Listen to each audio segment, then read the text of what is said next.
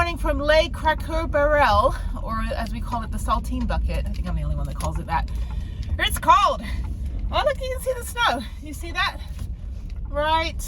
Well, you can't really see, but anyway, there's pockets of snow in the shadows.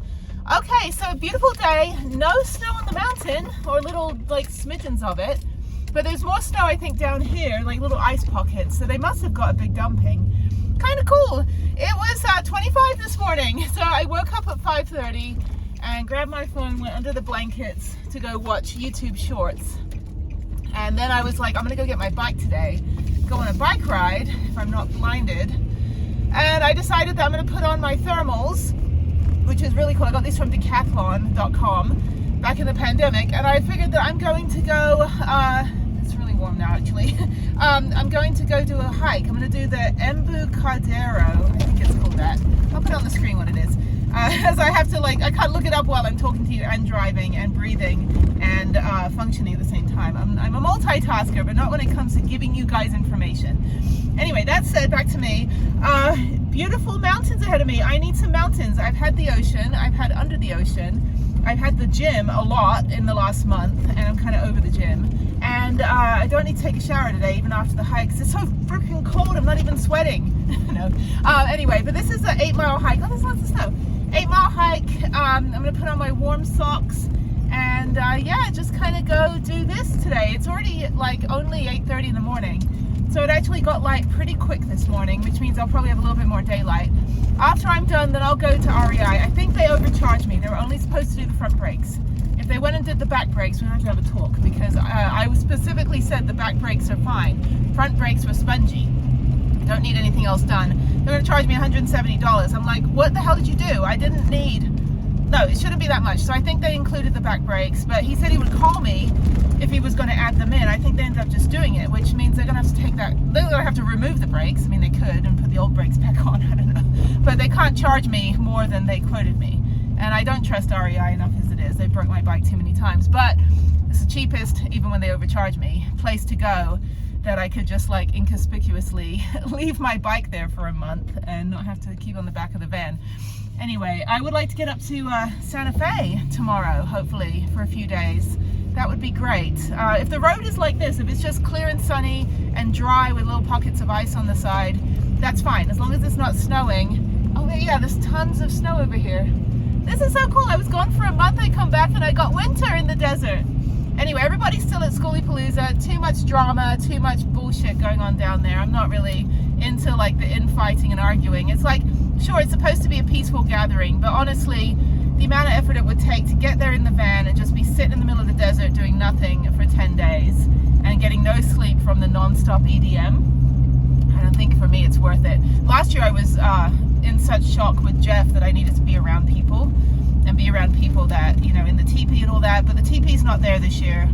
My friend from Michigan, he's actually flew out and is borrowing somebody's van, so he didn't drive the teepee. So the teepee's not there, which was kind of my healing spot. I think I burned my finger on my I just got the new stove last night, which I think I'll keep. I think it's okay. It's a little tricky because the other stove I had a cord, and you could just unscrew as soon as I'm done heating, I can unscrew the butane and not scaldingly burn myself. And this one I have to wait for it to cool down, so I've got to make sure it's completely tightly closed and not leaking, you know, unused butane while I'm sipping my tea. Anyway, sorry, it's very... Why is this?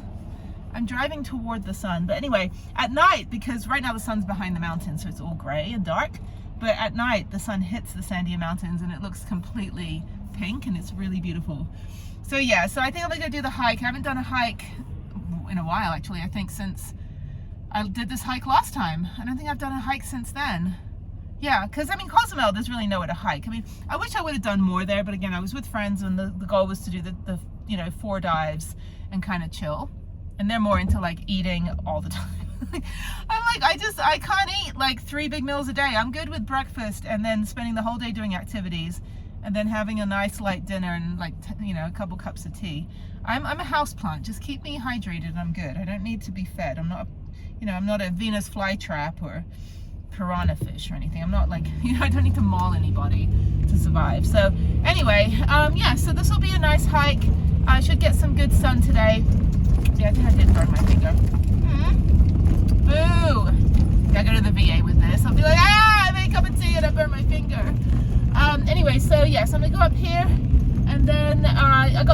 last night. I didn't really get a lot. Had oatmeal for breakfast. I got this British, it says porridge oats, but really it was oatmeal. I like porridge. I like semolina and ready break, which I have, but I don't think it's good anymore. I think it's been sitting in my van for like a year. I need to get some more of that when I get back to Houston next week. Also, I sold something on eBay. I didn't even realize I still had. I don't even know if I still have it. So I may have to get back a little earlier than anticipated to Houston and go spend Saturday morning, leave Friday morning, drive 10 hours as far as I can, and only have like 2-hour drive Saturday morning. And I need to go dig out this Monster High doll, which I think I know where it is. I think I organized everything pretty well. But I need to rip everything out of that storage unit anyway and just go through some of the boxes, because there's a lot of people that still want to buy stuff on the marketplace. It's just I'm not home. For eBay though, it's good because I just have to ship it. So if I'm able to find it, grab it, and get to the post office before 1, and or just mail it Monday before I leave. Oh yeah, I did burn my finger. Ow! You know, I could break my body in half mountain biking and be fine, but you poked me with a Q-tip. You know? I start screaming. I'm like, ah, motherfucker. Anyway, okay, yeah, so this girl, I emailed her and she's like, okay, I can wait. I'm like, and then I realized she collects all these dolls. And I said, I'm really sorry, I'm not actually in Houston right now. I won't be in Houston until next Friday on the 7th of February, on Saturday 7th, so I'll have to grab it then. So fingers crossed I find it, because, I mean, I only sold it for like $100, but still, I've never sold anything on eBay. I've listed a bunch of stuff, so this will be my first sale. Some people have a whole like livelihood and business on eBay. It's kind of cool, but not me. So I also need to go, I think, get more butane. I think I'm running out of canisters. Also, it was so cold this morning that all of my batteries died on 2 of my little puck lights, and one of the puck lights isn't working. So I'm going to have to go after the hike over to Walmart. There we go. Go back to, well, the sun is like diagonal. It's like in the wrong place. Move, sun. Why can't the sun move? I mean, I know we move, but sorry, I'm like bouncing off the wall this morning because I'm excited to be back in the van. I had a cup of tea this morning. It was a touch and go last night with the little what is it thing? The little widget camping stove like igniting on itself. It started like burning underneath it, and I was like, oh, that's bad. So yeah, I think yeah, that's better. I think yeah, so I'm kind of like in a good place right now. And I'm gonna go for a hike, very beautiful hike. It is 36 degrees, but I've got my thermals. I'll put on my ski socks, my snowboarding socks, so they'll be warm. And once I move around, I'll be warm. You know, it's like hard work keeps you warm. And I just found this documentary that the algorithm popped up about this, like, I think he's Swedish or Dutch, maybe Dutch. Guy goes to Yakutia, which is the coldest inhabited city on Earth. And my toxic trait is thinking that I could survive there in the minus 60-degree winter because I'm 1% Siberian. So I did my DNA and I'm literally 1% Siberian, 1% Korean Japanese, and the rest is 70%. I did videos on both Ancestry and 23andMe. And I did it where I did the big reveal. So they're slightly different, but around the same. And so I'm 70% Hungarian, Lithuanian, Ukrainian, Russian, like that kind of area. And then I'm also, let's see, 8% Greek, Italian. That would probably be this area closest to like the Balkans or Baltics. I get confused. But anyway, I'm all of that anyway. I'm Baltics and Balkans. And then the other one, things are falling. The other one was I'm 18% Anatolian Turkish, which is southern Turkey. I had no idea it was that exotic. But it explains a lot. I'm 0% British. I was only English because I was raised there, but I'm not genetically British whatsoever. So it was interesting. And then my sister is on Ancestry, so I got to see like her compilation that we're quite similar in some places, but I'm more Anatolian Turkish than she is. So it's interesting the distribution of the parents' DNA. But also there's controversy because there's identical twins that get their DNA done and they come back drastically different. So I don't know if the company's just bullshitting with me, telling me what they think I want to hear, and then you know I paid for it. So it was interesting though, but I believe it. I think, you know, I definitely believe that I am not British. I know that for sure. I think my niece is more British than me because of her dad, who's British. But yeah, like, and people I meet in the States that claim everything. They're like, I'm Native American, I'm Irish. I'm like, that's great. still they're more, even though they're just BSing, they're you know, just to claim it, they're more of that than I would ever be. So I'm just like, okay, sure. Yeah, there's like everything on the shady side of the street has little snow pockets. It must have just cleared out. But yeah, I'm gonna go hike. I don't know how far up I can get. Obviously people are hiking up here, so hopefully the hiking trail will be nice and worn out from the snow. But I've hiked in the snow before many times. I mean, I've hiked Wheeler Peak, which is 11,000 feet up in Taos, and I was the only one there during the pandemic. Me and one other woman, like, you know, walking a dog, but I think she lived there. Yeah, I drove up that road, almost skidded down in my SUV. That was when I was tent camping and staying in really unique Airbnbs and hotels and stuff. I'm really glad to be back. It was a pretty expensive month to be home in Houston, just getting everything done. Not only my medical appointments, but I had to get a hotel when I was doing the colonoscopy, just so I wouldn't block up my own plumbing system. You know, that actually wasn't too bad. I still need to go online. So after I'm done with this, go to Walmart, try to return that one light that was $20 that's not working. I'm gonna go back. I'm gonna bring my charger with me and show that it doesn't work.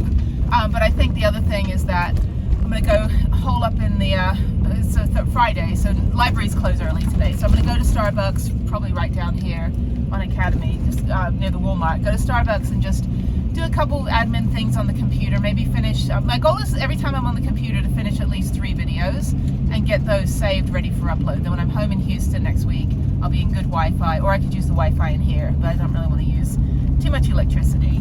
But I'm glad to be back in the van. But yeah, being home for a month, basically just doing errands and nothing, was far more expensive than, you know, 6 months in the van. I don't have to pay for anything in the van.